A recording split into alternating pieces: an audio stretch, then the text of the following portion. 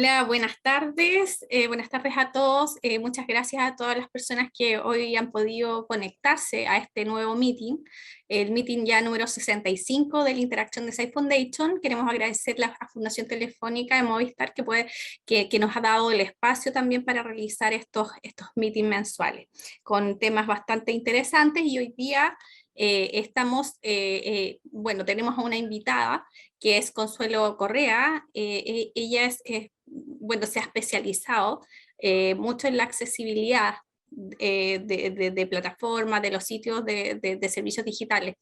Y por eso queremos darle la bienvenida para que nos cuente un poco más, Consuelo, acerca de todo este mundo que hoy día es cada vez más importante esta temática.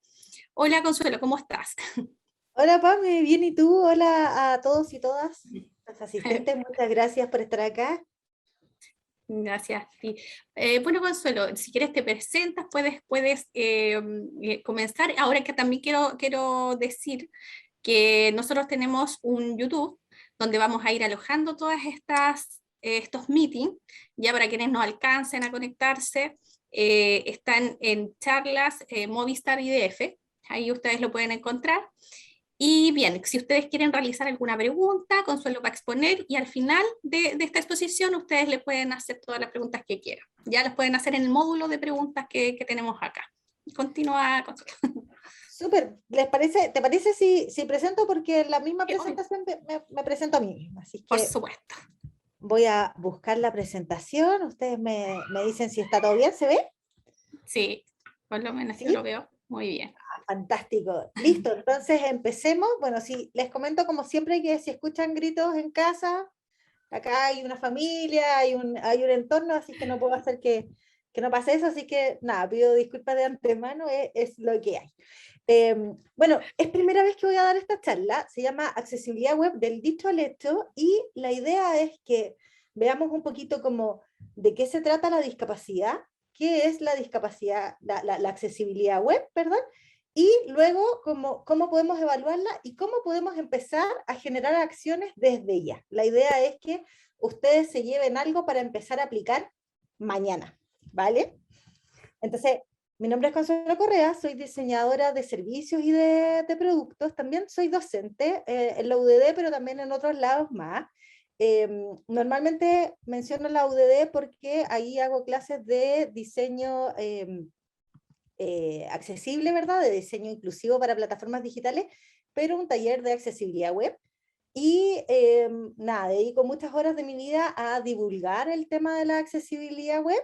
Y además soy líder de Cuídame, donde agrupamos a mujeres cuidadoras de personas con discapacidad. Y nada, creamos un servicio muy lean para ayudarlas a obtener un bienestar psicológico, pero también físico. Así que eso como que me hace sentir muy orgullosa. Hago muchas cosas más, pero quédense con eso. Listo. Entonces, para ir directo a lo que nos convoca, es súper importante entender que la accesibilidad es como está inmerso dentro del mundo del diseño inclusivo. Cuando nosotros hablamos de diseño inclusivo nos referimos al lenguaje, a las emociones, ¿verdad? Edad, ubicación geográfica, por ejemplo, género, temas de cultura, y también involucra la accesibilidad, y cuando hablamos de accesibilidad web nos referimos única y exclusivamente a la discapacidad, ¿vale? Entonces, como accesibilidad está dentro del mundo de diseño inclusivo, que es mucho más general. Cuando hablamos de diseño inclusivo, por ejemplo, nos vamos a referir incluso a la voz y tono. Qué sé yo, si mandamos un mail de bienvenida a algún nuevo usuario del banco, no le vamos a decir bienvenido Pamela, ¿verdad? Vamos a buscar el lenguaje correcto para que se sienta incluido, ¿verdad? Incluida.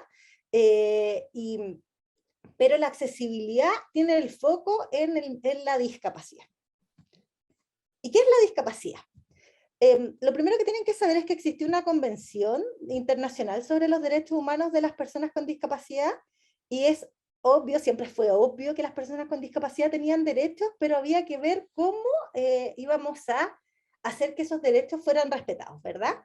Y lo que dijo esa convención, en primer lugar, fue definir la discapacidad. Entonces dicen que la discapacidad resulta de una interacción deficiente entre la persona y el entorno, ¿vale? Entonces, Eso por un lado, y por otro lado, la convención también se preocupó de referirnos a las personas en el lenguaje correcto.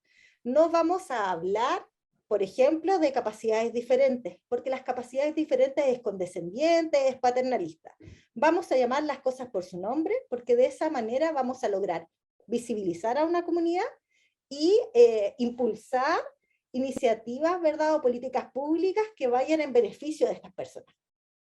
Entonces, lo primero que quiero que se queden con la idea es que la discapacidad aparece en la interacción y que se dice persona con discapacidad o persona con situación de discapacidad. Va, me había pasado. ¿Y quiénes son estas personas con discapacidad? PCD sería la abreviación, ¿verdad? Son todas aquellas personas que por sus condiciones de salud física, psíquica, intelectual, sensorial, ¿verdad? U otra, nada que ver que se me quedara como destacado salud física, tendría que haber sido todo, presentan restricciones para la participación plena y activa en la sociedad. Y en ese contexto existen barreras de contexto, de actitud y también ambientales, ¿verdad? Y acá otro dato, como no es, más que anecdótico, es que en realidad todos nosotros y todas nosotras podemos estar en situación de discapacidad en algún momento, porque la situación de discapacidad puede ser permanente, pero también podría ser transitoria o situacional. Más adelante vamos a ver un ejemplo de eso. Entonces, una vez que apareció la convención, luego vino un informe, ¿verdad? Como, bueno, ¿y cuántas personas son? Si no le ponemos un número, no podemos impulsar políticas públicas.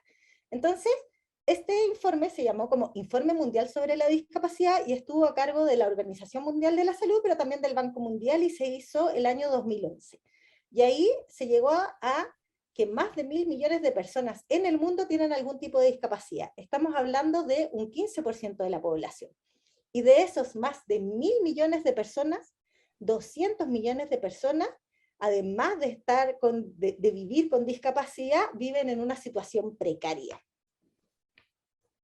Vale, entonces, ¿qué pasa en Chile? Se hizo un estudio también para determinar cuántas personas son, y las mediciones realizadas nos hablan de que se midió sobre personas de más de 2 años, ¿ya? Niños de más de 2 años hasta la vida adulta, y llegamos a un número que bordeaba el 17%, ya más de 2.836.000 personas. Pero si nosotros empezamos a desglosar los números y vemos como cuántos son niños y cuántos son adultos, entre los 2 y los 17 años, que corresponde a niños, niñas y adolescentes, encontramos que un 5,8% de la población tiene algún tipo de discapacidad, mientras que en la población adulta ese número aumenta a un 20%. Por tanto, nosotros ya podemos encontrar un dato, y es que la discapacidad puede aparecer en cualquier momento de nuestra vida, ¿verdad? Y tenemos mayores posibilidades, o estamos más propensos, ¿verdad?, a medida que vamos envejeciendo. Y si nosotros hacemos un doble clic sobre los números de las personas adultas, vamos a encontrar que a medida que envejecemos, ese número crece. ¿Sí? Eso es una realidad innegable. Y otra realidad innegable es que las mujeres también tienen mayor vamos a encontrar un número más grande de mujeres con discapacidad que hombres. Y prácticamente estamos doblando, ¿verdad? Entonces nosotros podemos decir de estos datos 2 cosas. En primer lugar, que a medida que envejecemos tenemos mayores posibilidades de entrar en una situación de discapacidad, ¿verdad? Y que las mujeres también estamos más propensas. Pero en sí, todas las personas podemos estar en situación de discapacidad en algún momento. Al principio comenté que podía ser como permanente, transitoria o situacional. ¿De qué se trata esto? Esa es mi hija. Transitorio. Imagínense que ustedes se quebraron el brazo y están con un yeso, ¿verdad? Su necesidad para navegar, ¿verdad?, entendiendo que su movilidad está reducida, va a ser exactamente la misma de una persona que, por ejemplo, tenga una prótesis en su brazo. Entonces, nosotros podemos estar situacional, sería, por ejemplo, que esta madre con su hijo, ¿verdad?, que en realidad tiene solamente un brazo para operar, Transitorio sería como una situación quizás asociada a salud, donde nada, me opero o se me quita el yeso, ¿verdad? Y se solucionó. Y permanente, claro, una persona que en el fondo que va a seguir siendo discapacitada a lo largo del tiempo, porque la discapacidad no es una enfermedad, no se cura, ¿verdad? Y, y en base a esto, nosotros podríamos decir que hemos diseñado como sociedad la discapacidad. Nuestra sociedad está discapacitando a las personas porque no permite, en el fondo, que las personas interactúen de manera plena y efectiva con la sociedad. Y aquí un dato, es que el 67% de los problemas de accesibilidad se originan en la etapa de diseño y no de desarrollo, ¿verdad? Quiere decir que nosotros y nosotras, ¿verdad? Podemos hacer muchísimo desde el diseño para propiciar la accesibilidad web.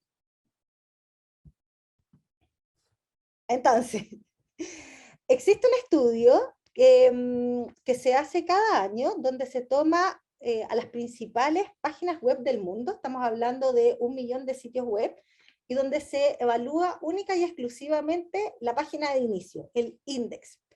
Y en esa evaluación prácticamente el 97% de las páginas fallan, ¿ya? ¿Y en qué fallan?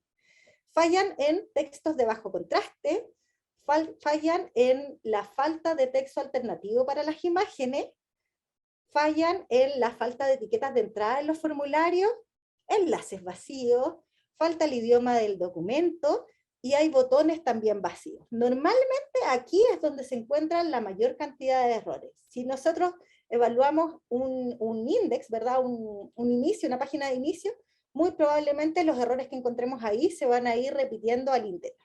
Entonces vamos a ver cada una de estas cosas a medida que vayamos avanzando. Y tenemos un problema en realidad como industria quizás, porque siempre hablamos de que hay que apuntar al 80-20, ¿verdad? Pero cuando nosotros apuntamos al 80-20 de nuestros usuarios, en realidad siempre estamos proyectando a usuarios que son exactamente como nosotros, ¿verdad? Usuarios que no tienen necesidades de accesibilidad web en lo más mínimo, ¿verdad? Y eso origina, por un lado, una deuda técnica de diseño, ¿verdad? Donde no estamos testeando realmente con todos nuestros usuarios, pero además, una vez que nosotros salvamos esa situación, digamos, viene otra. Tenemos una brecha entre diseño y desarrollo. ¿Cómo le entregamos nosotros, diseñadores, a desarrollo cuando durante todos estos años hemos dicho que los diseñadores no tienen por qué saber leer, por ejemplo, el código? Eso es un error. En realidad sí vamos a tener que aprender a leerlo y además vamos a tener que aprender a comunicarnos con QA para que nuestros diseños después puedan ser medibles. Eso es como ya otro highlight. Entonces, acá lo relevante es que para que nosotros podamos impulsar la inclusión como diseñadores y diseñadoras, vamos a requerir de un buen diseño, ¿verdad? Pero el buen diseño no lo es todo, porque se requiere una tecnología inteligente, una tecnología que interprete lo que fue diseñado, y para que eso pase, nosotros vamos a tener que sí o sí, obligatoriamente, ¿verdad?, entregarle a desarrollo en su idioma. Y bueno, la accesibilidad web se hace cargo de 5 tipos de discapacidad, y cuando nosotros aprendemos a conocerlas, ¿verdad?, nos van a ayudar a diseñar experiencias digitales que funcionen para todos y para todas. En primer lugar, encontramos la discapacidad sensorial, que está asociada a la vista y a la audición, ¿verdad? Donde no necesariamente la persona tiene que ser completamente ciega. Acá, cuando hablamos de discapacidad visual, hablamos de personas ciegas, personas con baja visión y también personas daltónicas, ¿verdad? Y en temas auditivos también no es solamente la persona sorda, sino que la persona que escucha poco. Motora se entiende que son las personas que tienen como algún tipo de movilidad reducida o en realidad no cuentan con las extremidades, ¿verdad?, superiores que los obligan a navegar de una manera diferente. Por ejemplo, por voz, por ejemplo, soplando, ¿verdad? Pero también aparece la discapacidad cognitiva, y eso nos va a obligar a desarrollar textos más simples y más cortitos también. Y la discapacidad tecnológica, que en el fondo, ¿a qué se refiere la discapacidad tecnológica? Es cuando nuestros usuarios tienen un dispositivo quizás que es de tecnología más antigua, o su conexión a internet no funciona tan bien, Eso nos va a obligar a optimizar las imágenes, ¿verdad? Quizás a no trabajar con lenguajes de programación muy complejos, vamos a tener que simplificar nuestros diseños. Después contesto todas las dudas al respecto. Entonces, hablemos de accesibilidad web porque a eso vinimos. ¿Qué es la accesibilidad web? Listo. La accesibilidad web significa que las personas independientes de sus capacidades van a poder hacer uso de la web. Vale, súper bien. Y permite que las personas en situación de discapacidad o las personas con discapacidad puedan percibir, entender, navegar e interactuar con el contenido de la web y a la vez aportar contenidos. Porque no sirve solo que naveguen, también tienen que ser capaces, por ejemplo, de escribir un artículo. Y, bueno, la descripción es bastante más larga, pero lo importante es que hace alusión a algo que es muy importante, es que la accesibilidad web no solo beneficia a las personas con discapacidad, también va a beneficiar a otros usuarios como los adultos mayores. Pero, como habíamos dicho al principio, también a las personas con discapacidad, por ejemplo, transitoria. Entonces, existe una organización que es la W3C, ¿verdad? Una organización internacional que trabaja en el desarrollo de los estándares de la web, y lo que tiene es un grupo de trabajo que se llama la WAI, ¿verdad? Y ese grupo de trabajo está en forma permanente al interior de la W3C, promoviendo soluciones para la accesibilidad web. ¿Y cómo lo hace? Bueno, tiene cinco áreas de trabajo y una de ellas es la WCAG, que son las guías de accesibilidad. Van a ser nuestras pautas. Entonces, un poquito como para entender la historia, en el año 94 se crea la W3C, en el año 99, 5 años después, aparecen las primeras pautas, que es la versión 1.0. En el año 2008 aparece la WCAG, la 2.0, que además son una norma ISO. Y en el año 2018, bueno, ya está la 2.1, y en el 2020 estaba el borrador de la 2.2. Y las pautas de accesibilidad lo que tienen son niveles, ¿verdad? Hay 3 niveles de conformidad. Está A, AA y AAA, donde AA contiene A y AAA contiene A y AA. O sea, si nosotros queremos cumplir con el nivel AA, tenemos que cumplir además con todo el nivel A. ¿Vale? ¿Se entiende? Va como agrupando. Y las diferencias entre la 2.0 y la 2.1 es que la 2.1 toma lo de la 2.0 y le agrega nuevas cosas. Entonces, antes teníamos 61 criterios y ahora tenemos 78 criterios de evaluación. Son muy específicos, no los vamos a ver ahora, pero vamos a hacer una pincelada muy rápida respecto a esto. Entonces, ¿cómo empezar? Upa, perdón. Siento que la fregué. Ahí está, ya. ¿Cómo empezar? Lo primero es que tenemos que diagnosticar nuestro sitio web. Y existen, bueno, nosotros podríamos tomar estas pautas y hacer una evaluación. La evaluación tiene una metodología y no es el foco entender esa metodología, pero sí les voy a dar unos tips. Nosotros podemos hacer un easy check, que es como un chequeo rápido del estado de situación de nuestra web. ¿Y en qué consiste esa revisión?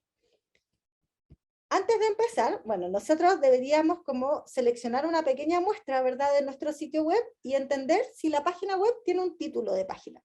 Luego vamos a ver cómo lo hacemos.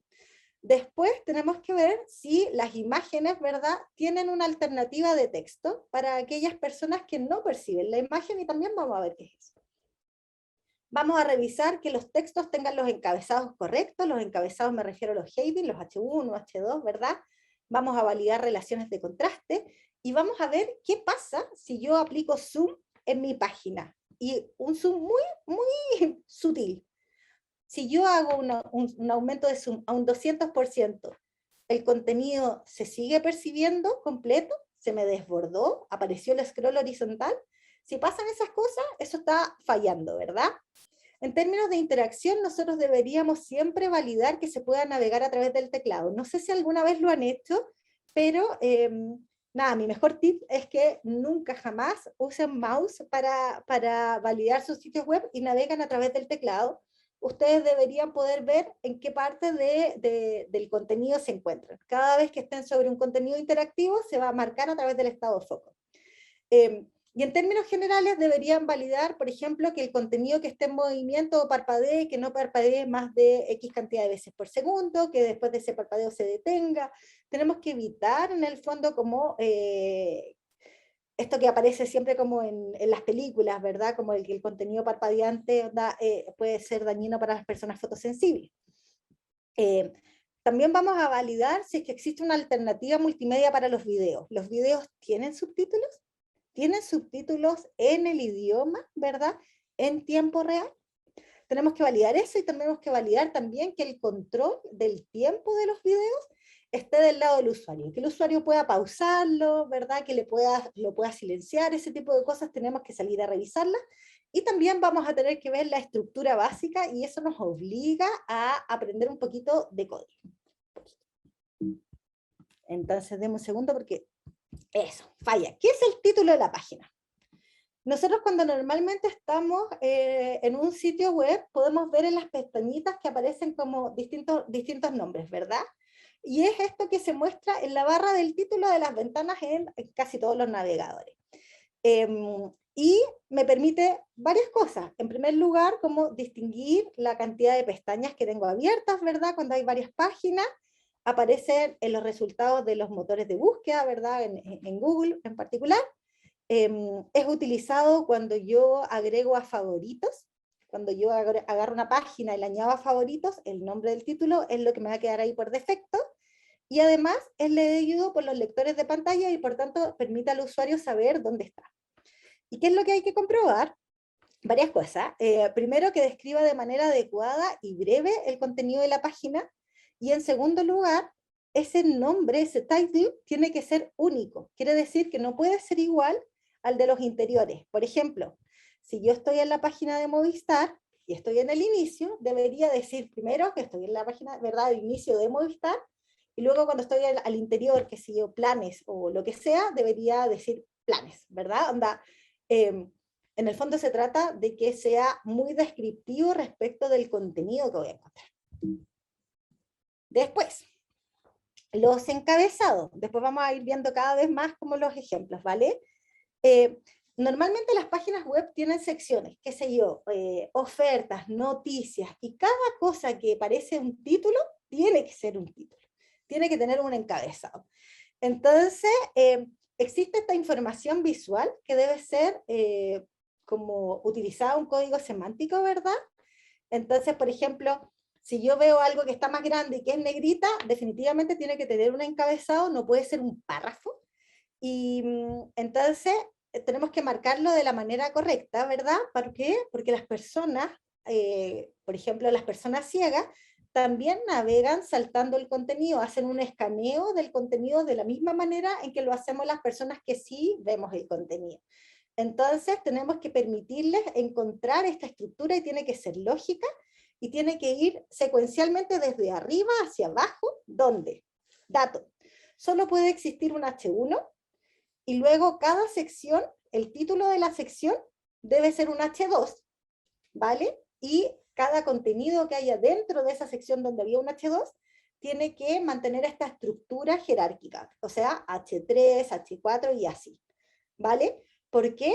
Porque lo que hace la tecnología asistiva es que va leyendo esto como que fuese un índice. Entonces, encontrarse con, por ejemplo, un H3 primero que un H1 es sumamente confuso para las personas que usan tecnología asistiva. Tiene que ser de esta manera. Entonces, ¿cómo lo vamos a comprobar? La página debería tener un encabezado. En casi todas las páginas existe un H1, quizás, exceptuando donde el home, por ejemplo. Un home con un banner rotativo puede ser que no exista un H1, ¿verdad? Y todo texto que parezca un título, tiene que ser un título, ¿vale? Es como la típica historia del perro, así como, mira, tiene 4 patas, tiene una cola, babea, aparece un perro, seguramente es un perro. Bueno, esta es la misma lógica. Si parece un título, tiene que ser un título, ¿vale? Entonces, tiene que haber un heading y tiene que ser así, secuencial. Entonces, el primer título, que es el que transmite el propósito de la página, debe ser un H1, y luego cada sección que exista al interior de esa misma página, el título principal, el que engloba todo, debe ser un H2, y aquí existe una relación de dependencia como patriarcado puro, digamos, vienen los hijos, los nietos y así, ¿vale? Así funciona. Y entonces no debemos saltar niveles. Luego, lo siguiente que tenemos que hacer es validar las relaciones de contraste, ¿verdad? Existen personas que no van a poder leer el texto si no existe un suficiente contraste entre la figura y fondo. Entonces, algunas personas con algunos tipos de discapacidad visual van a requerir un alto contraste, ¿verdad? Y eso incluye a las personas mayores, y, pero también personas con dislexia. Por ejemplo, los negros puros sobre blancos puros generan un efecto borroso para las personas con dislexia. Entonces, nosotros vamos a tener que salir a validar ese tipo de contraste, y para eso vamos a encontrar algunas herramientas como Wave, que se las puse aquí, que necesitamos en el fondo que empecemos a usar para medir esa relación de contraste. Y en el caso de aquellos que usen Figma, ustedes tienen plugin como Stark, por ejemplo, que les permite entender cuál es la relación de contraste. Aquí el dato es que los textos de mayor tamaño necesitan una menor relación de contraste que los textos pequeños. Entonces van a tener que medirlo. Lo que les había comentado antes es que también deberían cambiar el tamaño del texto, ¿verdad? Muchas personas requieren ampliar lo que ven en pantalla, ¿verdad? Para poder leer el contenido. Incluso he visto que personas como con discapacidad cognitiva, cuando hay varias columnas, lo que hacen es agrandar, usan el mismo comando del navegador para agrandar, agrandar, agrandar, hasta que se presente como que estuviesen viendo en realidad en un celular, y que se ordene todo en una única columna. Entonces nosotros necesitamos, lo que les decía, es como para partir, como aumenten a un 200% y vean si el contenido aún es legible, ¿verdad? ¿Todavía se puede leer bien? La navegación por teclado, ¿verdad? Como les comentaba, muchas personas no pueden usar un mouse y dependen únicamente del teclado. Y eso incluye también a los usuarios avanzados, ¿verdad? Y expertos que navegan solo a través del teclado. Y las personas ciegas y con movilidad reducida, ¿verdad? Dependen del teclado y o de tecnologías asistivas, ¿verdad? Y además de estrategias propias que los ayudan a sortear la navegación. Entonces, por ejemplo, activar las cosas a través de la voz. Entonces, un sitio web, para que sea accesible, debe permitir a las personas acceder a todo el contenido a través del teclado y sus funcionalidades, ¿verdad? Entonces acá vamos a requerir algo que es muy básico, y es que el estado de foco esté visible en nuestros contenidos. Y que además, a medida que yo voy haciendo tap, ¿verdad? Esto es navegar, abren la página web, hacen clic con el tabulador y deberían empezar a ver cómo va moviéndose el foco, el estado de foco en los contenidos que son interactivos de su sitio. Entonces lo que ustedes tienen que validar es: ¿puedo acceder al contenido? Y si sé, ¿dónde me encuentro? Y en el caso de los formularios, que también es algo que deberían evaluar, los formularios siempre deberían indicar el error y no indicarlo únicamente a través del color, ¿sí?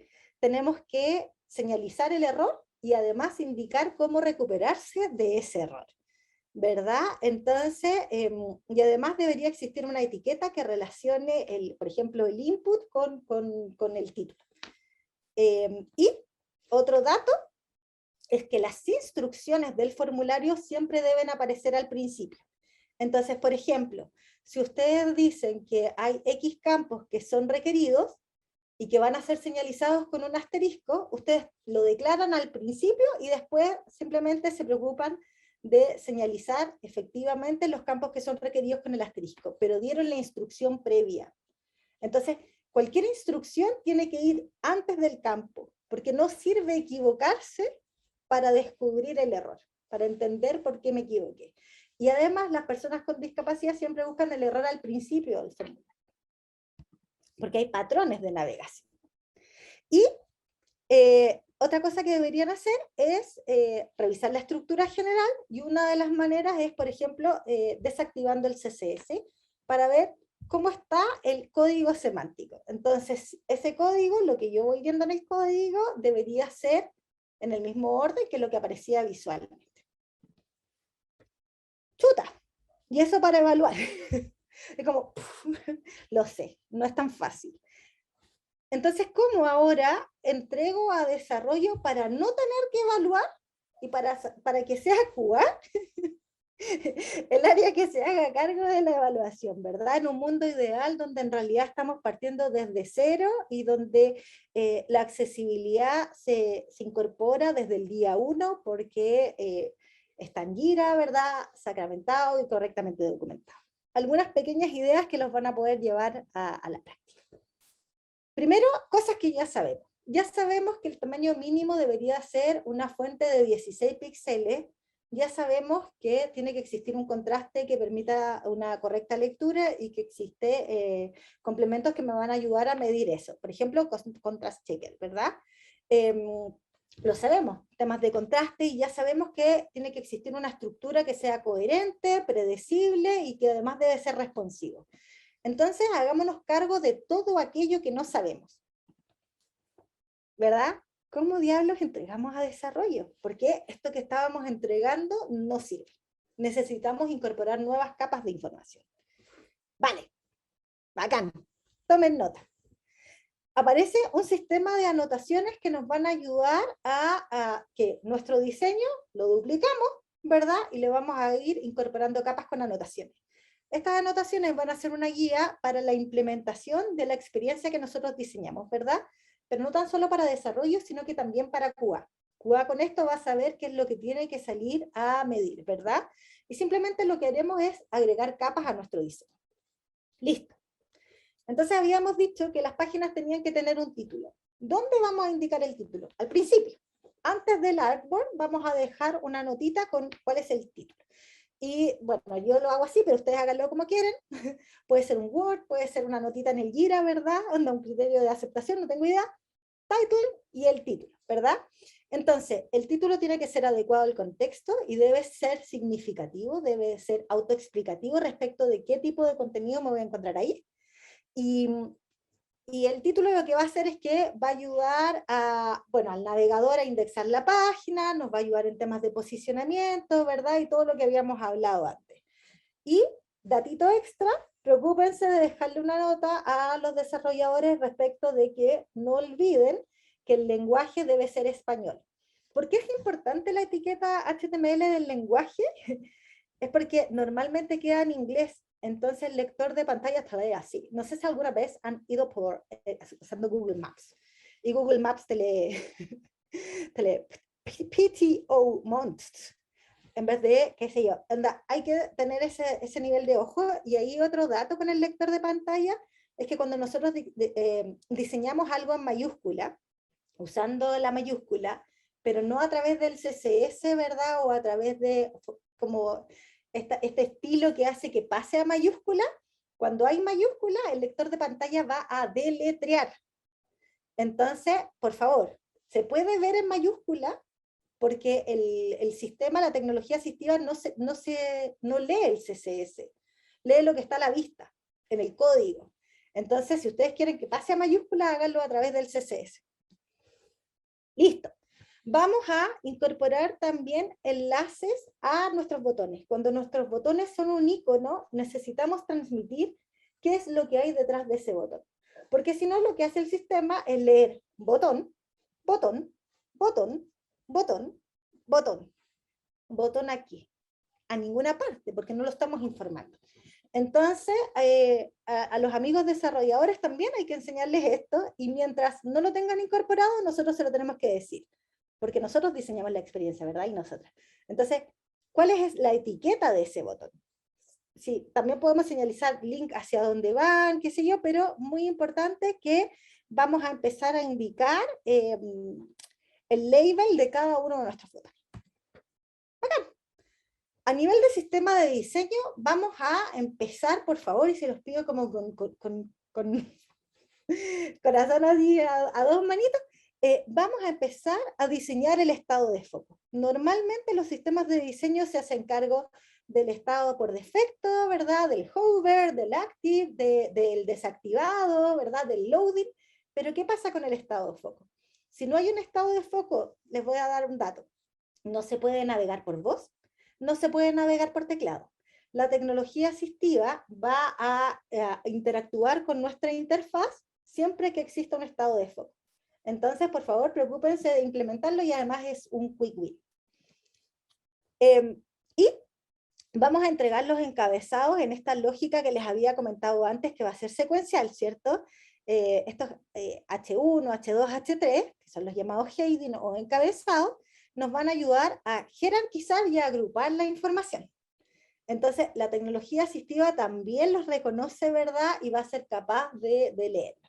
Entonces, siempre debería existir un único H1 y luego tantos H2 sean como por sección, ¿verdad? Normalmente vamos a llegar hasta el H3. Es raro encontrar H4, H5, H6. Es raro, pero existen y están disponibles para ustedes para que los usen. Otro dato es, no sé si alguna vez han testeado con usuarios ciegos, pero imaginen esto. Quiero navegar, entré, no sé, a la página de mi operador de celular y yo quiero pagar la cuenta. Pero para poder pagar la cuenta tengo que descubrir todos los enlaces que hay, ¿verdad? Estoy navegando a través de la voz y me va leyendo cada uno de los botones o cada uno de los enlaces. Yo tengo que permitir a mis usuarios que se salten la sección del menú y que vayan directo al contenido o directo a la acción principal. Un buen ejemplo de eso es que ingresen, por ejemplo, a la página del gobierno de UK o de Estados Unidos para que vean cómo se soluciona. Si se fijan, cuando ustedes hacen clic en el primer tabulador, aparece un skip to main, ¿verdad? O algo que sea muy descriptivo que me permite saltarme toda la sección del menú y directo a la acción principal. Porque nadie quiere perder el tiempo. Así como ustedes, su tiempo es valioso, con las personas con discapacidad pasa exactamente lo mismo. No navegan de una manera particularmente distinta a nosotros. Quieren lo mismo, ¿verdad? Resolver un problema en el menor tiempo posible. Entonces tenemos que darle esa capacidad. Me acabo de dar cuenta que me saltó una lámina, o más de una, pero bueno, no importa. Las personas con discapacidad lo que necesitamos, y en realidad a todos nuestros usuarios, es entregarles autonomía, ¿vale? Y en el fondo que ellos sean las personas que sea la persona que tenga el control respecto a su contenido. Otro tip que les traigo es que nosotros deberíamos marcar la estructura del contenido.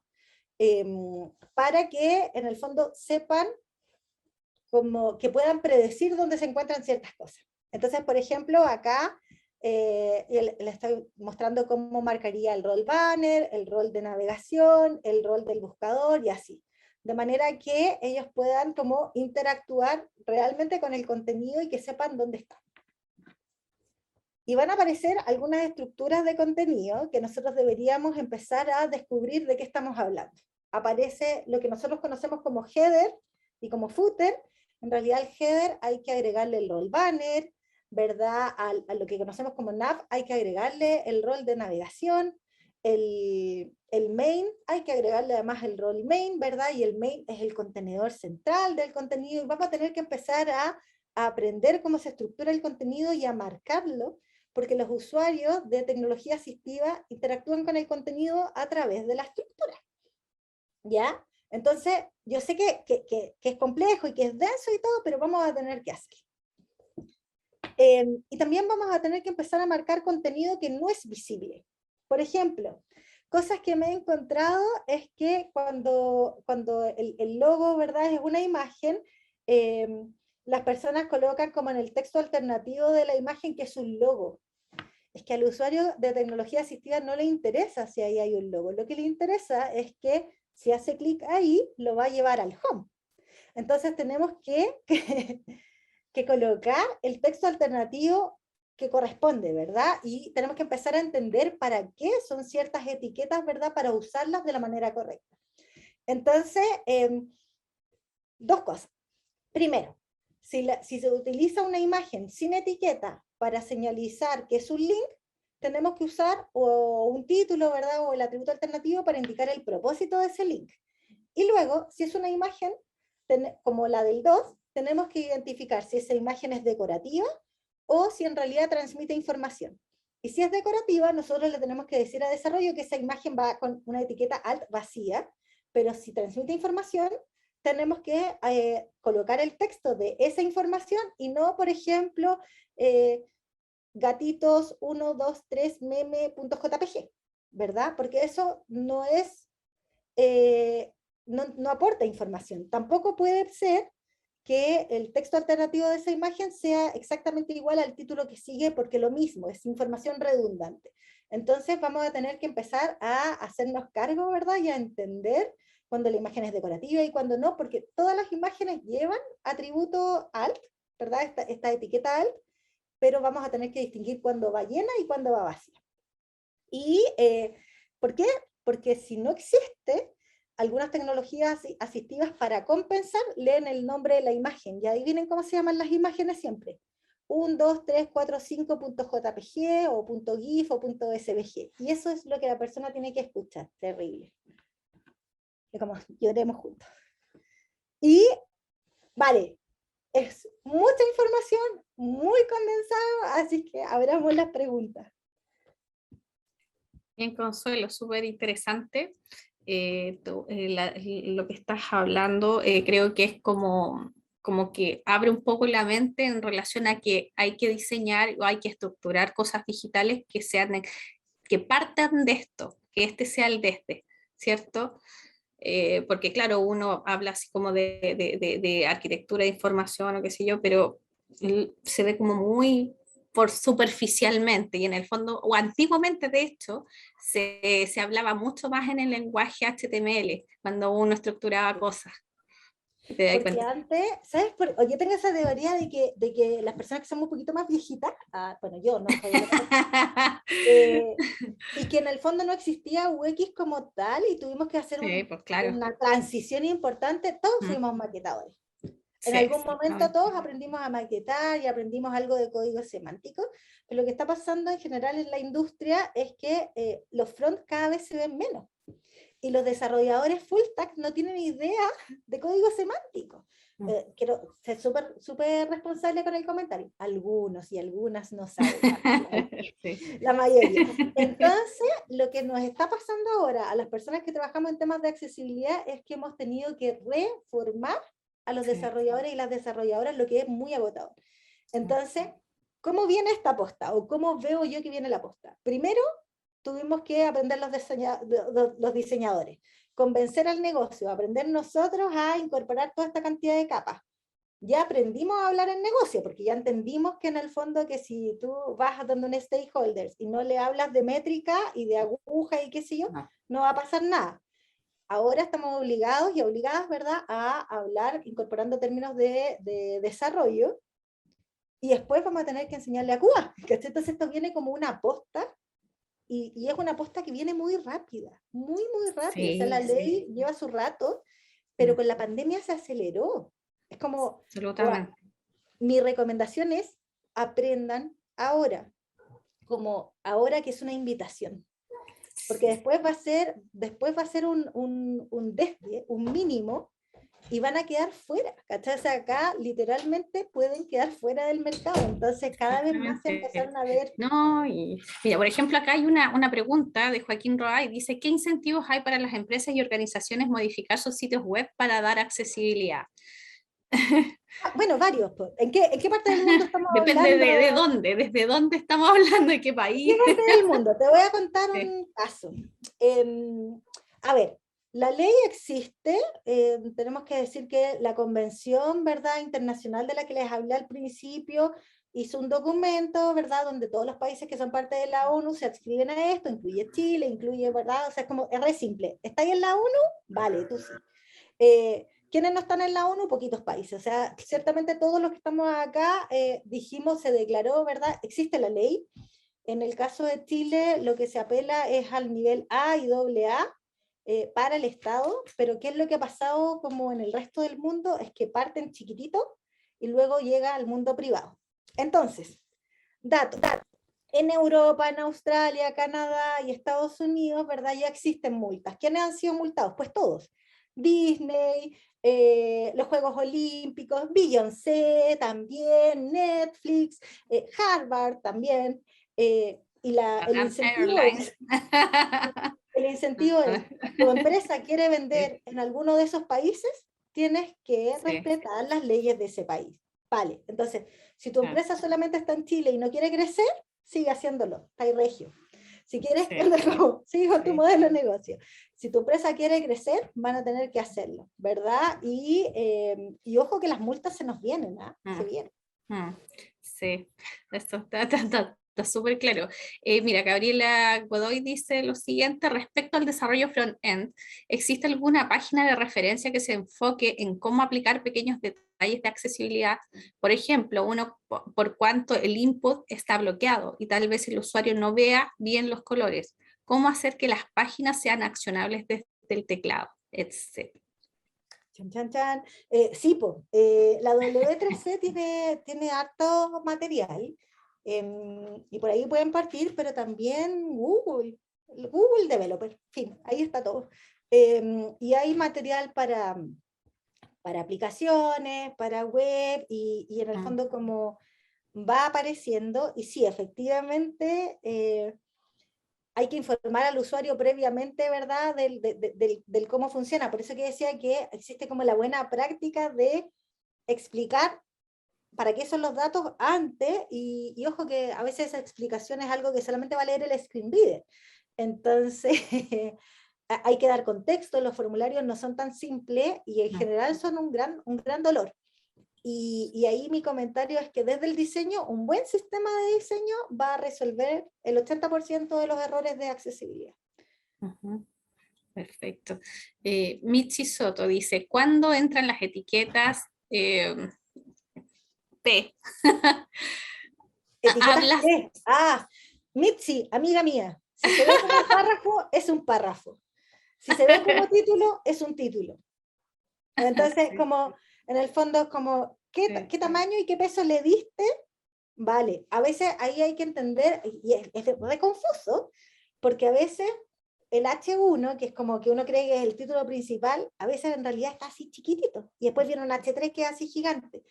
Lo semántico no necesariamente responde a lo visual, pero si es un párrafo y si no es un título, ojo que los títulos son literalmente algo que me ayude a orientarme y que me defina lo que me voy a claro, encontrar adentro de ese claro. título. Mm. Lo que me encuentro dentro de ese título son párrafos, son tablas, son listas, ¿verdad? Y son todas estas otras cosas semánticas. Buena pregunta, Mitzi. Para Bien, semántica. Gabriela Godoy dice, ¿existe algún plugin para Figma para poder hacer estas anotaciones para no confundir al desarrollador como otra capa o algo que se apague y se encienda? Sí, sí, existe alguna. Mira, ese sistema de anotaciones yo me lo robé de otro lado, pero no existe como un... Debe existir, seguro que sí, pero no tengo idea ahora de como para dar un contexto. Pero no es necesario, o sea, ustedes pueden crear su propia codificación, ¿verdad? Y explican a desarrollo qué significa cada cosa antes y lo van implementando. Al menos yo a mis alumnos les enseñé a usar ese porque el que uso yo. Pero qué divertido. Cosas que nosotros vamos a señalizar, no deberíamos mostrarle toda la información en una única página, ¿sí? O sea, como en un único artboard, entregar toda la información como estructuras, H y qué sé yo, no. Mi recomendación es que hagamos tantas copias del artboard sean necesarias para señalizar una cosa. ¿Por qué?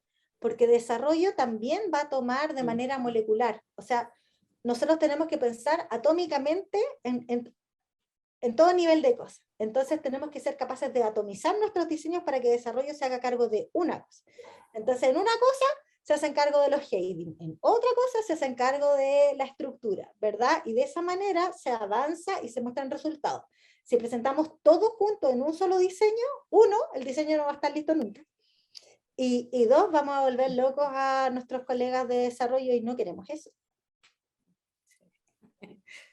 Ya, mira, Daniela Edo dice, tengo entendido que las imágenes con alt vacío no es recomendable para el SEO. Si es una imagen decorativa de retail, es aconsejable utilizar, por ejemplo, entre comillas, mujer sentada en cama descansando, o esto puede confundir usuario. No es verdad. Eso del SEO no es verdad. Lo que hace el SEO, Mito.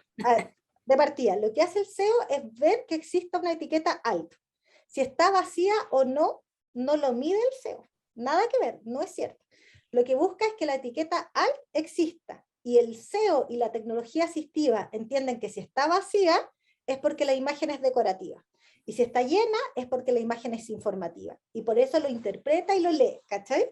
Pero no es que tengamos que llenar la etiqueta alt siempre, y yo creo que ese es como un error, y lo que genera al final es como, de hecho, muchas veces he visto como que les ponen hashtag y cosas así como pensando que con eso van a posicionar mejor, y lo que hacen es que sea interpretado como una etiqueta alt spam. Entonces, Peor, claro. ojito, no. Puedes dejarla vacía con toda tranquilidad, no pasa nada. Lo que no puede pasar es que esté nula, o sea, que no exista la etiqueta alt. Es alt igual comillas, comillas, y que no pase nada adentro, bien. Que no existe la etiqueta alt. Perfecto. Mira, Gloria Alcayaga dice, ¿cuáles son las diferencias en el research en contextos de accesibilidad? Las diferencias. ¿En qué etapa, Gloria? Como Claro, explícate, Gloria. prende En la términos cámara de metodología, en términos de y metodología, a eso se refiere. mira, Ya. lo que está pasando en general es que nosotros cuando hacemos como un research, investigamos con usuarios que tienen, No, ¿verdad? claro, Que no tienen discapacidad. claro. Y lo que está pasando es que los usuarios que no requieren nada de tecnología asistiva es un 20% de la población. Y nosotros trabajamos sobre el 80-20 de ese 20, o sea, llegamos a un público así enano, enano, enano, ¿verdad? Después, a medida que vamos subiendo en la pirámide, aparecen personas que van requiriendo cositas mínimas, por ejemplo, el contraste. Pero en la punta aparecen este casi 20% de la población, ¿verdad? Que sí requieren de accesibilidad web. Entonces, la investigación en realidad es exactamente igual como lo hemos estado haciendo, o sea, como no hay nada que cambie. Lo único distinto es que o lo que yo hago distinto es que cuando entrevisto a personas con discapacidad, yo voy a su casa o a su lugar de trabajo para entrevistarlos en su contexto, con su tecnología, y entender como todo, ¿verdad? Y jamás se me ocurriría, pero tampoco lo hago con usuarios que no tienen discapacidad, hacer testeos únicas y exclusivamente remotos, ¿verdad? Y como Sí, yo necesito conversemos, qué es lo que necesitáis, esperaría, qué es claro, lo que que la pasa. contextualización, Sí. involucrarte en el contexto en el cual está, claro, Y sobre todo el es testeo, o sea, cuando tú sí. testeas con personas con discapacidad, aparecen todos estos errores, pero entiendes lo que significa y logras empatizar. Entonces, como ahora hace poquito me tocó hacer un testeo para una empresa internacional, eh, Chile, Perú, qué sé yo, bueno, son europeos. Y claro, yo estaba horrorizada porque lo que estaba viendo, y literalmente yo soy súper dramática, sí, soy como drama queen, ¿cierto? ¿Sí? Entonces, esta era la situación. Había una modal, la persona, yo no sabía dónde estaba, ¿verdad? Porque no veía el estado de foco, pero lo que leía el lector de pantalla era adentro del menú hamburguesa. Entonces yo sabía que estaba dentro del menú hamburguesa, pero había una modal y había toda la interfaz, ¿verdad? Onda ahí. Entonces, cuando yo le decía al cliente que el código no estaba en el orden correcto, ¿verdad? Y que no tenía una secuencia lógica y que requería que estuviera la secuencia lógica, que sé yo, no se lo pude explicar de una manera distinta mira, aquí está el video, esto es lo que está pasando, ¿verdad? Entonces, como testear con usuarios con discapacidad debería ser como algo que sea parte de nuestro ADN, de la misma, y aquí como que un dato. Nosotros ya dimos la pelea de convencer a las distintas empresas, ¿verdad?, de que experiencia de usuario era necesario. Y tuvimos que evangelizar, y ya nadie anda evangelizando que es, ya todo el mundo está evangelizado. Ahora estamos en la fase de la accesibilidad, ¿verdad? Y ciertamente implementarlo va a ser más caro.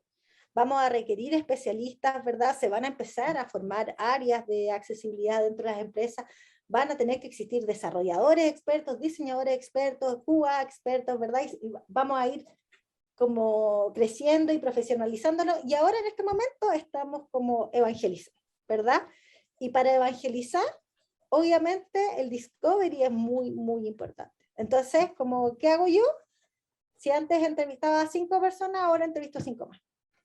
y los distribuyo como con distintas discapacidades, ¿verdad? O como por tecnología, por lo menos dos, una persona que no vea nada, ¿cachai? O sea, una persona que sea totalmente ciega, una persona que necesite magnificadores de pantalla, una persona sorda, una persona que escuche más o menos, una persona que navegue por voz, una persona que utilice estas propias hojas de CSS que vienen, lo pisan todo, ¿verdad? Y te cambiaron el sitio todo, o sea, es como, yo me río mucho con los overlays, oye, perdóname, yo estoy hablando toda velocidad. No, no, por favor. Pero por ejemplo, no sé si conocen los overlays, que son como unos pequeños desarrollos que se colocan encima de la página y lo que permiten es que el usuario pueda agrandar la letra, cambiar el contraste, ¿verdad? Hacen ese tipo de cosas. La sensación de la empresa es que su sitio es accesible porque pusimos este overlay, ¿verdad? Y dejamos, ¿qué es lo que hicimos? Dejamos la experiencia de usuario a manos de desarrollo. Desarrollo no es capaz de validar en el fondo si el texto dentro de la etiqueta alternativa es el correcto o no. Y además los usuarios de tecnología asistiva tienen su propio CSS, no usan eso. Es mentira que usan eso. O sea, ni siquiera llegaron a enterarse porque fueron y lo pusieron de antemano, ¿verdad? Entonces, como entender cómo navegan las personas, cómo piensan, cómo se estructura, ¿verdad? Onda, cómo saltan el contenido es la base para poder diseñar después accesible. Van a tener que entrevistar, van a tener que observar mucho, van a tener que acompañar. Y háganse amigos de las personas, ¿verdad? Como, nada, y otro dato es, páguenles, un incentivo. El tiempo de la persona vale, o sea, que la tuviste ahí toda la tarde hablando, por lo menos dale un incentivo y van a querer recibirte siempre. Sí, estoy de acuerdo. Mira, Bárbara Velázquez Martínez dice, ¿qué consideraciones deberían tomarse en cuenta al momento de querer testear un desarrollo con personas con discapacidad visual, auditiva, motora, cognitiva? Me encanta. Ya. Primero, la persona que tienen al frente es una persona. Así que, datos de buena crianza. Me lo saludan, se despiden, ¿verdad? O sea, como con cualquier usuario. Pasa que he visto cosas increíbles testeando con usuarios con discapacidad, incluso haciéndoles entrevistas. Primero, informen a la persona que los va a acompañar y que va a tomar nota. ¿Por qué les digo eso? Porque, por ejemplo, una vez me acompañó alguien de marketing en un proyecto antiguo que hice, y la persona tenía discapacidad cognitiva y de hecho vivía en un psiquiátrico, y lo que pasó fue que la persona de marketing se salió de la videollamada porque sintió que estaba perdiendo su tiempo. Entonces, informen, den el contexto y preparen a la persona que los va a acompañar, ¿vale? Uno, si la persona es sorda y tiene a alguien que usa, que va a ser el traductor de lengua de señas, no le hablen al traductor de lengua de señas. El traductor de lengua de señas está ahí para traducir nomás. Van a hablarle a la persona sorda. Aunque la otra persona después tenga que traducir. ¿Ustedes están hablando para allá? No para allá. ¿Ya? Es como... ese tipo de consideraciones son muy importantes, entender que todas las personas navegan de su propia manera, o sea, es como cada persona tiene su propia tecnología, algunos van a usar Mac, otros van a usar, qué sé yo, un Android, tienen su propia tecnología y su propia estrategia, ¿verdad? Que los vuelve únicos, entonces como... cosas que yo he visto que pasan es que de repente van y buscan, no sé, a una persona discapacitada en un X contexto, y voy y le paso mi celular y le digo, oye, dale tal tarea. Es que ese celular es mío. La persona no sabe usar mi celular, sabe usar su celular. Entonces, eso, pues nada es más inclusivo que su propio espacio y su propia tecnología, ¿verdad? Entonces vayan a sus casas, que usen su tecnología, sus tiempos. Eso. Sí, súper buen tips. Sí, porque además que eso pasa inclusive con la gente que no tiene ningún tipo de problema, se supone, igual tenemos que tratar como de ser empáticos con estas personas y entender bien sus contextos. O sea, imagínate, Pame, imagínate pasarle tu computadora a tu abuela, por ejemplo. Mi abuela navega por internet, pero solo sabe usar su computador, porque ella sabe dónde está el Chrome, dónde lo dejó, ¿verdad? Entonces, gracias porque tiene 86 años la señora. Entonces, tenemos que tener esas consideraciones. Y otro tip bueno es que no busquen testear con personas que sean muy inexpertas, pero tampoco con el experto. ¿Por qué? Si testean con alguien que, por ejemplo, acaba de perder la vista y todavía no ha aprendido a utilizar la tecnología Claro. asistiva, ustedes van a creer que hicieron todo pésimo. Entonces vamos a generar resultados sesgados. Y por el otro lado, si la persona es demasiado experta, muchas veces ni siquiera van a necesitar los labels de, por ejemplo, un formulario, porque saben que por el grupo donde está lo sacan por contexto, ¿verdad? Entonces busquemos usuarios intermedios. Y lo típico, no te estamos testeando a ti, estamos testeando nuestra aplicación, ¿verdad?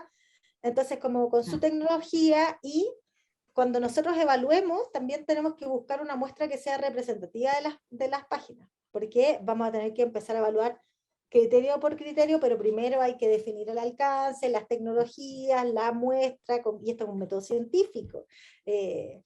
Entonces, como no sé, pues cogí 20 páginas, listo, y cuál es la muestra como de, se me olvidó ahora el término, pero cuando yo tengo que salir a validar si es que esto que encontré, ¿verdad? Anda, entonces es el 10%, y existe toda una estructura y es muy metódico. Entonces, la recomendación es que también aprendan a hacer eso.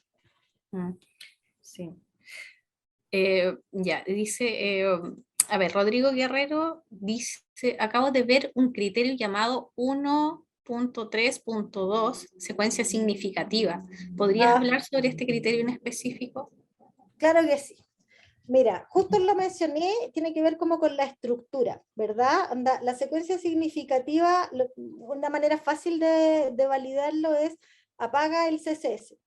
¿Quieres verlo? ¿Te lo muestro? Pues, ¿O es muy latero? no, no, no, haz ¿No? una demostración. Pero Muestra. mira, para explicarlo así bien, si ustedes apagan el CSS, ¿verdad? Pero muéstralo. Lo muestro, Sí, ¿vale? por supuesto. Ah, yo pensé que pensaste que yo te había dicho que... Sí, No, pensé que me es habías dicho mejor que no. verlo, obvio. Ajá. Mira, me metía en él. Ahí cargo la página, entonces les voy a mostrar un poquito como lo que les hablaba antes de la navegación por teclado. Acabo de dar un tab, y si se fijan estoy haciendo muchos tabs y no tengo idea dónde estoy, ¿vale? Pero aquí además, bueno, lo que pasa es que tengo este menú acá, ¿verdad? Que parte como del CSS. ¿Y cómo veo yo la estructura que sea significativa? Apago el CSS para que me muestre nada más que el código, como igual que cuando se te caía la conexión a internet, ¿verdad? Y te quedan los puros textos y te marcaba en azulito lo que era link. Entonces, para hacer eso, bueno, yo lo que hago es El inspector. como un complemento que se llama que es el Web Developer, y a través del CSS le digo que desactive todos los estilos CSS. Y fíjate lo que está pasando. Lo primero que me muestra es un buscador que no tiene contexto, dice te ayudamos, y el buscar dice submit. Luego me muestra un menú de sugerencias que antes no habíamos visto. Después, Claro. este menú personas, empresas, ese sí es, ¿verdad? Y luego me meto a lo que era el menú hamburguesa, ¿verdad? Inglés, español, inglés, y todo esto es menú hamburguesa, menú hamburguesa, menú hamburguesa, ¿ves? Todavía no he visto el carrusel. Entonces lo que está pasando es que la secuencia no es la misma que visualmente estaba, ¿verdad? La Claro. secuencia significativa, Jerárquicamente no la está secuencia bien. significativa estaba a cargo del CSS, pero hay gente que navega sin el CSS. Entonces fíjate que estoy en el menú y todavía no he visto el carrusel. Recién aquí Qué estoy en el desastre. carrusel. Yo veo esta cuestión y te juro que ¿Okay? Entonces aquí estoy en el sí. carrusel, me va mostrando las imágenes y bueno, la secuencia no es la misma, ¿verdad? Se quebró. Esa es la secuencia significativa. Perfecto. Entendió perfecto, ¿viste? Bacán. Bien. Puedes, dice Felipe Soto, dice, ¿puedes compartir las etiquetas para señalar dónde se necesita accesibilidad en los diseños? Obvio. Yo lo encontré usan Figma. En Figma encontré un documento. Mira, en Community, eso fue lo que hice. En Community escribí Accessibility y aparecieron las etiquetas. O A11Y. y se las roban de donde mismo me las robé yo.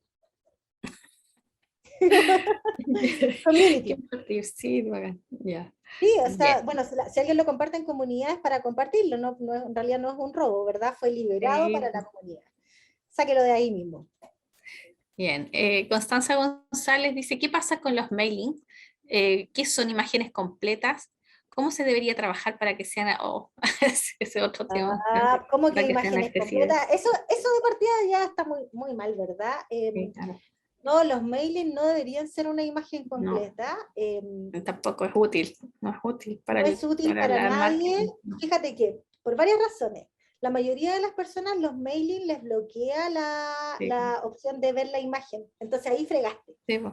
Mm. Eh, entonces, nada, para los mailing es como trabájelo con HTML, como se hace un mailing.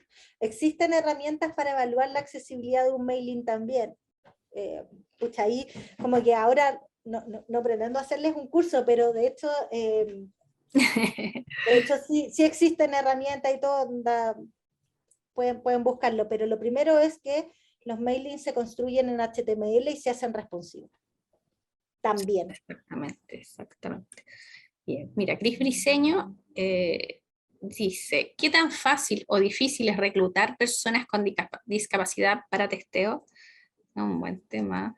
Es un buen tema, pero Pero hay es muy gente que tiene sencillo. más acceso a eso, así que No, mira, yo la verdad es que las personas con discapacidad están agrupadas en el grupo que tú queráis. Como, eh, qué sé yo, existen las corporaciones de síndrome de Down por montones, ¿verdad? Corporación de ciego por montones, y están todas en Facebook. A las personas con discapacidad les Ajá. fascina Facebook, por eso les carga cada vez que se actualiza. Entonces ustedes lo que hacen es, se crean una cuenta en Facebook, ¿verdad? Porque yo sé que no la tienen, porque, ¿verdad? Se crean una cuenta en Facebook, se ponen una foto, un nombre y una descripción, porque si no se colocan ese tipo de cosas, no les responden. Y luego por ahí pueden preguntar y pueden reclutar. También se pueden colocar anuncios. Yo a veces dejo el LinkedIn y nada, nos falta la persona que te conoce y que tiene al novio ciego o el familiar, ¿verdad? Y por ahí los reclutas a todos. Mm, Eh, y las mm. consideraciones son las mismas que con cualquier reclutamiento. No puedes agendar con mucha anticipación. Necesitas agendar para 1 o 2 días después, ¿verdad? Necesitas tener un pool importante eh, como siempre se me olvida como el criterio, pero no sé, pues a veces uno falla, ¿verdad? Y necesitamos al que va Ah, a cubrir claro, en caso de que alguien claro. falle. Claro. Y nada, una buena agenda, Facebook y un buen trato. Siempre amables y cordiales. Yo soy más cordial con mis testers que con cualquier persona.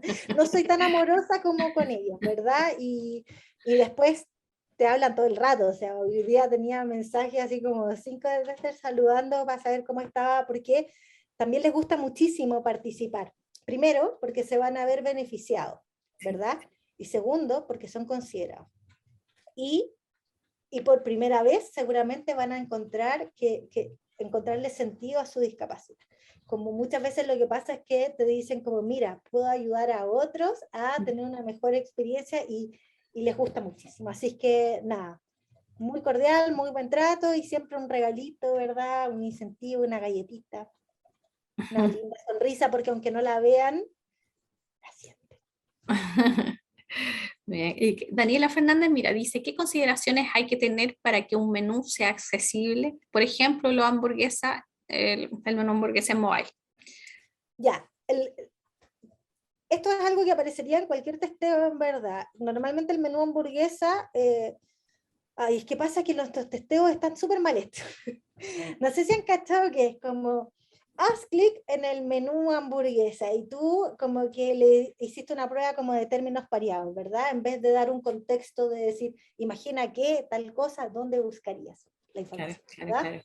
Como pasa que en realidad muchas veces todavía no sabemos testear, no sabemos utilizar los instrumentos correctos, pero dicho eso, eh, que cuando dicen una imagen vale más que 1000 palabras, ¿pero para qué?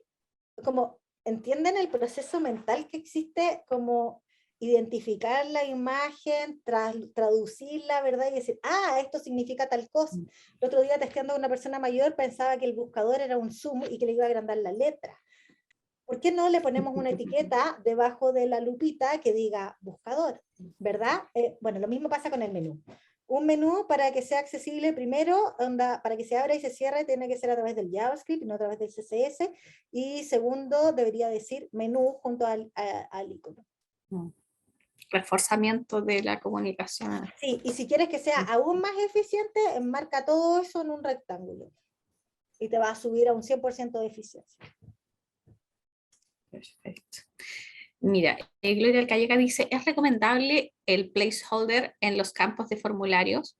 Una vez un cliente me dijo que lo sacara porque la gente iba a pensar que creíamos que eran tontos.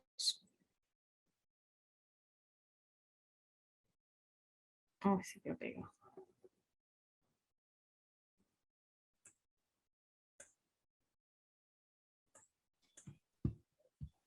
Pame, ¿te caíste tú o me caí yo? No sé, se quedó pegado de repente. Dice mi hijo que nos caímos nosotros, pero Eduardo deja jugar. Apaga un poquito, amor, que responda a esto. No sé cómo, pero no me deja. dice que no lo deja apagar el juego. Qué chanta, ya no importa, gordo. Hijo, no importa, amor. Ya está. Cosas del hogar. Ya. ¿Es recomendable el placeholder en los campos del formulario? Pues no. O sea, a ver. En realidad lo que es recomendable es que siempre exista un label, ¿verdad? Que esté vinculado al campo y que el label siempre esté a la vista. Con un buen JavaScript, ese label puede verse como un placeholder y luego parecer como, ¿verdad? Como lo que hace un poquito como material design, y eso funciona y funciona bien. Pero sí, es verdad que ya, la razón para que el placeholder no es que la persona crea que son tontos, no. Lo que es mucho mejor es que las instrucciones, me dio risa porque estaba leyendo la pregunta, lo recomendable es que las instrucciones siempre aparezcan antes, ¿verdad? Y no durante, pero que los formularios, cada campo del formulario tenga el label correcto. ¿Ya? Si ese label era un placeholder primero y al hacer clic pasó a verse como label, eso es otra cosa, pero tiene que existir un label. Lo que no puede pasar es que, por ejemplo, yo tengo un formulario y me diga nombre, y luego yo empiezo a escribir mi nombre y ya no tengo a la vista el label. ¿Por qué? Porque los usuarios que tienen, por ejemplo, que son quizás más distraídos, por decirlo de alguna manera, se les olvidó lo que estaban haciendo, entonces tienen que volver a borrar todo el dato para saber cómo era qué era lo que tenía que ingresar, cuál era el formato correcto, ¿verdad? Todo ese tipo de cosas. Entonces, las instrucciones tienen que estar siempre a la vista y el label siempre a la vista. Perfecto, sí. Dice, Chris Briceño dice, ¿qué tan fácil o difícil? Ah, no, perdón. Eso ya lo pasamos. Creo que ya estamos con las preguntas. Ahí terminamos. Oye, Sí. larguísimo se nos hizo, Oye, ¿no? sí, muchas preguntas. Es que muy interesante, Consuelo. Es como largo. Pero sí, y de hecho me parece que ya estamos como bien en la hora en todo caso.